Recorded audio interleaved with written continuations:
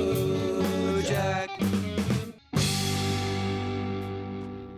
Ever wonder what happens when you inherit a place called the Seven Doors Hotel? An quaint little out-of-the-way place located in the shrouds of Louisiana that also happens to sit on one of the doorways to hell. That's it, man. Game over, man. It's game over. I'm talking about an all-time classic from Lucio Fulci, The Beyond from 1981.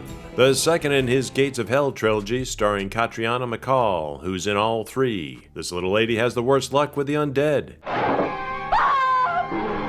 Based on a concept by Fulci and his longtime collaborator Dardanto Saccati, just using a 3-page treatment while filming. With inspirations taken from H.P. Lovecraft, I see some Pickman model nods here, in particular using author Clark Ashton Smith, who was a close friend of Lovecraft's. His creation, The Book of Avon, which is considered by most the equivalent of Lovecraft's Necronomicon, is the catalyst here that opens the gates of hell under Dear Liza's new money pit. After a 1927 opening, which gives us some backstory into an artist and supposed warlock, Shrerick, who's been keeping a watchful eye over the gate.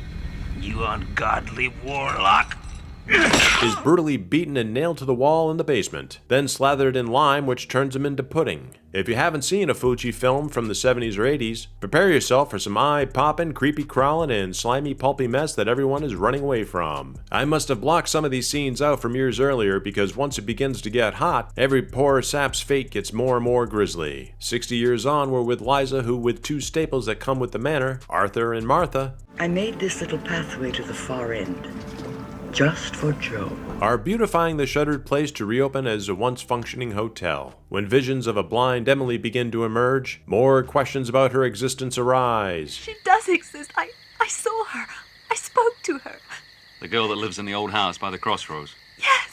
That house has been abandoned for the last 50 years. While an unfurling Liza tries to piece together the puzzle, Joe, the local plumber, is tasked with this horrible job of finding where all the water is coming from. You cannot pay me enough. Let's just say he was flushed away only to bob back to the surface later on to pin Martha to the wall. One would think after this, just take my word for it.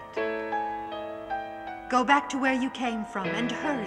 One would hightail it to hell, no pun intended, out of here. Nope. Liza's gonna see through this all. Either I run this hotel, or I go on relief. With subcontractors and friends dropping like flies, Liza at first seems pretty chill about her unlucky surroundings. There are many moments I enjoy in this.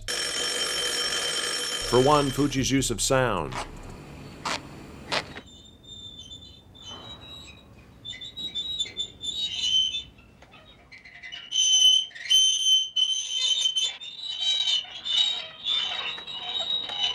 And practical effects that most filmmakers would just cut away from. Not Fulci. Nope. He wants you to squirm in your seat. With the gate swinging open on its rusty hinges, Liza and Dr. John, who at first doesn't believe what Liza is spinning, You must believe me. soon realizing when in the basement of the hotel and he speaks the magic words. This hotel is one of the 7 gateways of hell. Emily, of course, is summoned back to HE double hockey sticks. I don't want to go back. We think she might get away. Nope, Dickie has other plans for his owner. With Dr. John blowing opportunities to blast the risen corpses in the head each time, he chooses to taunt them by a couple of body hits as both he and Liza escape into the basement of the hotel once again. We're into the hotel. Impossible. The Beyond is its own wonderful, nightmarish, and visceral dream of a film that may be a little hard to follow at times, and it also may be a little tough to watch for some viewers, but that's what just makes the viewing all the more unnerving. Until next time. I also wanted to give a shout out to our YouTube members. Thank you for the support. So click links below to be notified. Many thanks for the support, and Hail Cthulhu!